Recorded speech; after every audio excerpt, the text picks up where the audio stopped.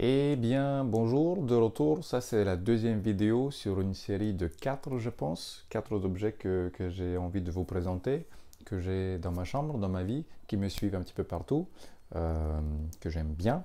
La deuxième, c'est... Donc la première, c'était ça.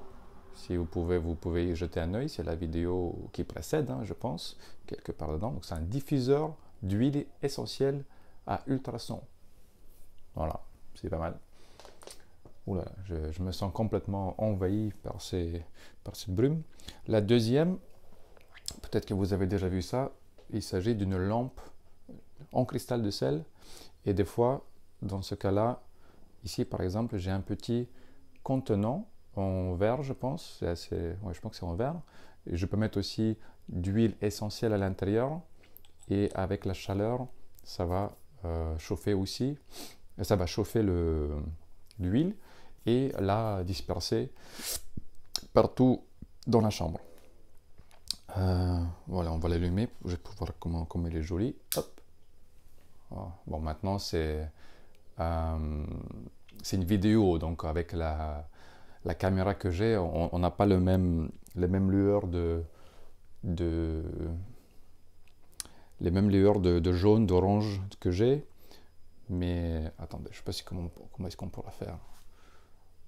Bon, en vrai, en vrai, elle n'est pas si pâle que ça. Elle est bien plus jolie. Il y a différentes nuances de jaune et d'orange.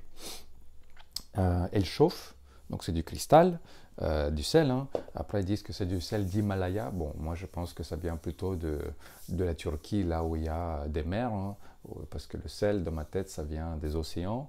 Alors, comment est-ce qu'on peut avoir du sel dans les montagnes? Je ne sais pas. Peut-être que c'est vrai, peut-être pas. À vérifier, mais elle fait son effet. Moi, ce que j'aime bien, c'est quand je me couche et quand je me réveille, je vois cette couleur très chaude, très chaleureuse. C'est comme si j'avais mon petit soleil à la maison. Hmm. Un petit coucher de soleil et lever de soleil à chaque fois que je me réveille et je me couche, c'est parfait ça. Et en plus, ça peut vous servir d'un mini radiateur en fonction de l'ampoule que vous mettez, hein.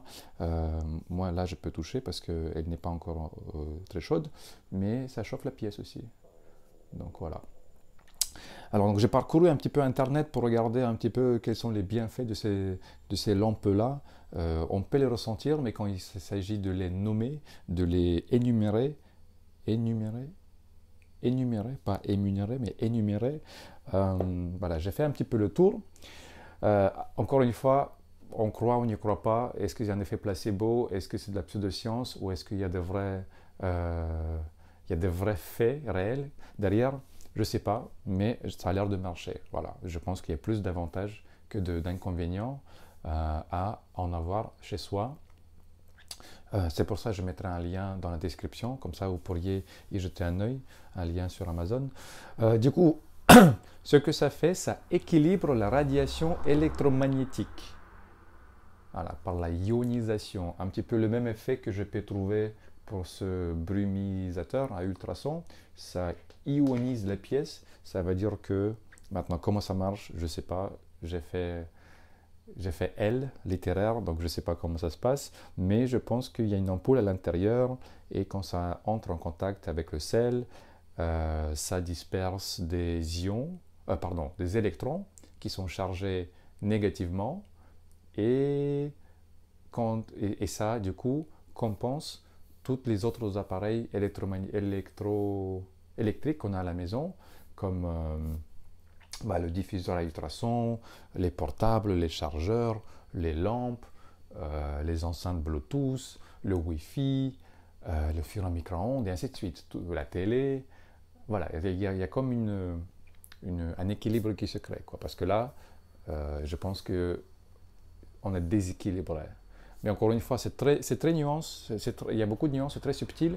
On aurait du mal à dire, ah oui, oui, là je sens qu'il y a le Wi-Fi qui est allumé.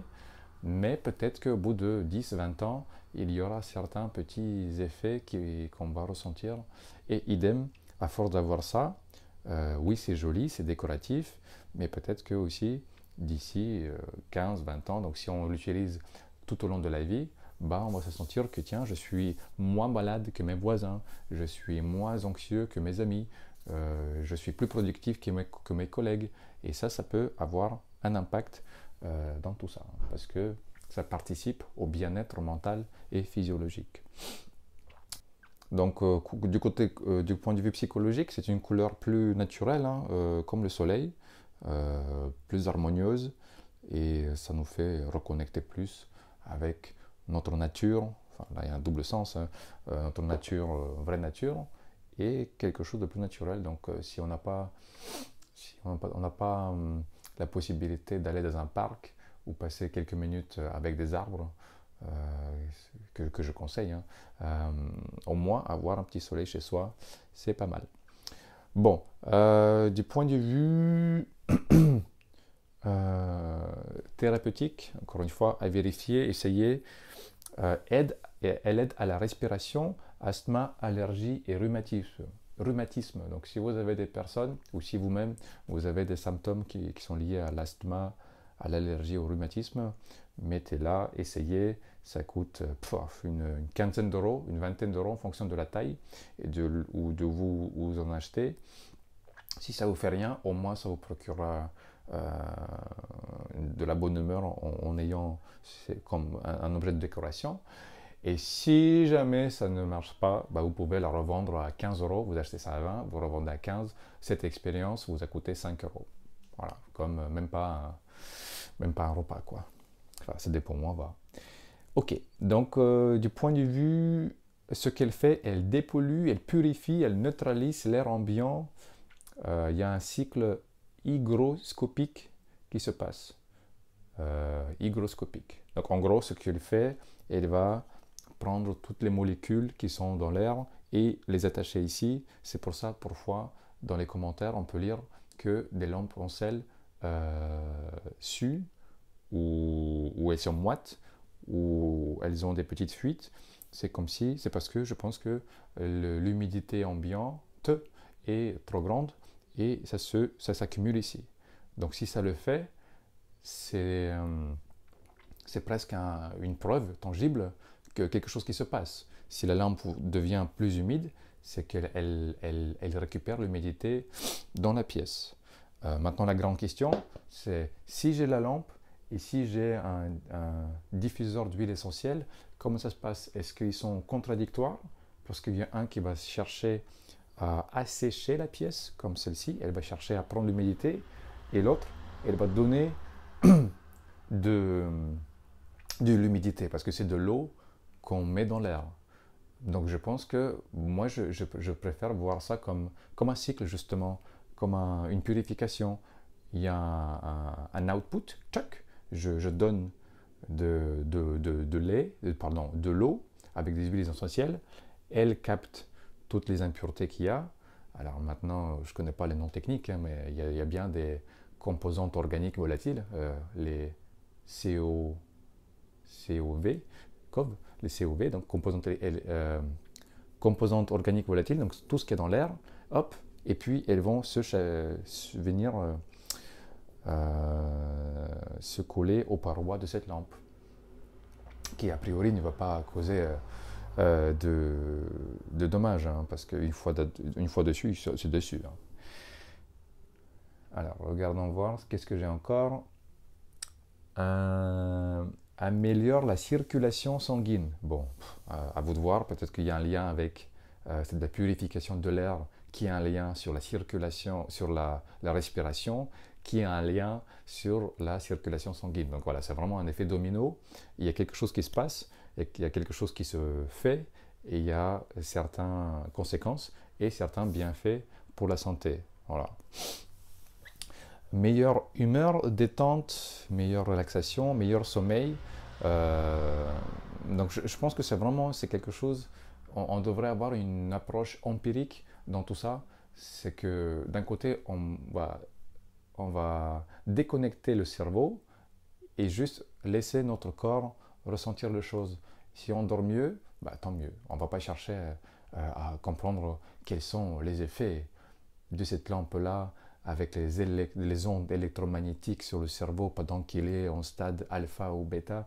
On peut les faire, c'est intéressant, mais on n'a pas besoin. On n'a pas besoin de savoir comment ça fonctionne pour en ressentir les bienfaits, quoi. Après, pour ceux qui sont curieux ou pour ceux qui veulent comprendre, je vous en prie, hein. Même moi, j'aimerais bien comprendre, mais je sais que je n'ai pas besoin. J'ai déjà ces deux objets-là et je sais que je suis bien.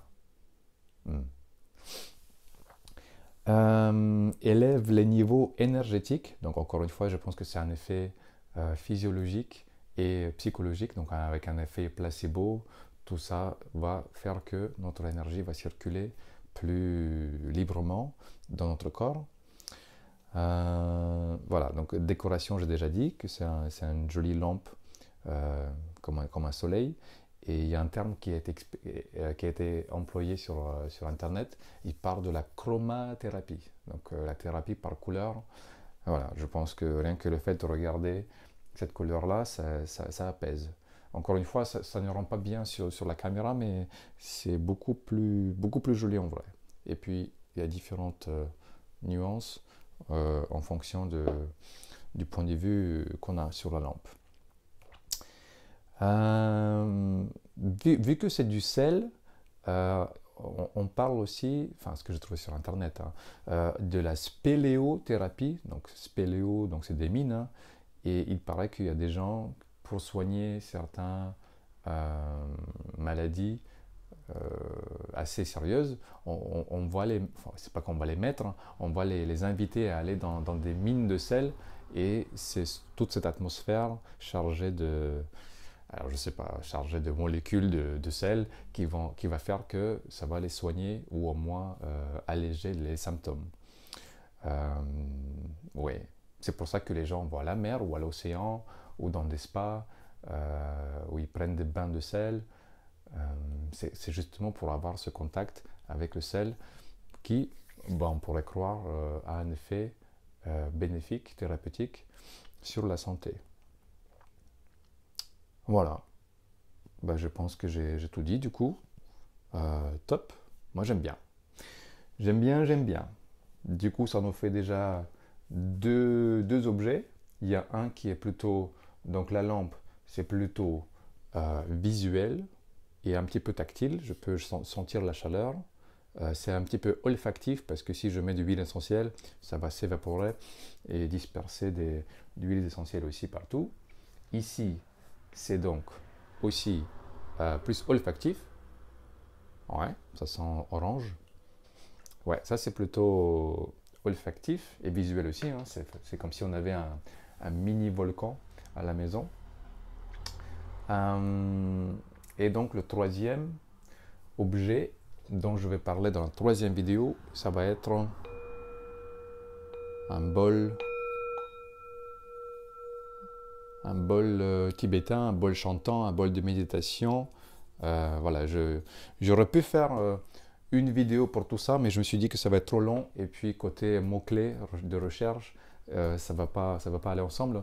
C'est pour ça que je préfère faire une vidéo pour chaque. Donc, si ça vous a plu, si vous voulez rester, regardez encore, j'ai deux objets, ça et l'enceinte que je vais présenter tout à l'heure. C'était Sergueï, merci beaucoup, et je vous dis à bientôt. Ciao.